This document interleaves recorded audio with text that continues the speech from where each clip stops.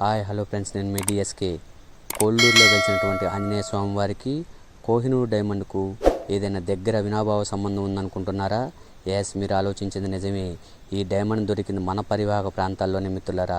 అదేనండి, మన కాకతీయ రాజులు ఉన్నారు కదా, జవ్వర్రాజు అనేటువంటి ప్రతాపరుద్రుడు పరిపాలించే టైంలో 1304 సంవత్సరంలో ఉమ్మడి ఆంధ్రప్రదేశ్లోని గుంటూరు జిల్లాలో కోల్లూరు అనే గ్రామంలో ఈ వజ్రం లభించింది మిత్రులారా. ఈ వజ్రాన్ని పాతకాలంలో కోల్లూరు డైమండ్గా పిలిచేవారు, కానీ ప్రజెంట్ ఇప్పుడు కోహినూర్ డైమండ్గా పిలుస్తున్నారు. ఇది బ్రిటిష్ వారి కబంధ హస్తాల్లో ఉంది మిత్రులారా. ఈ వజ్రం లభించింది మన స్వామివారి పరివాహక ప్రాంతాల్లోనే. ఈ గుడి కృష్ణానది పరివాహక ప్రాంతంలో ఉంది కాబట్టి పులిచింతల ముంపు గ్రామంలో వెళ్ళిపోయింది.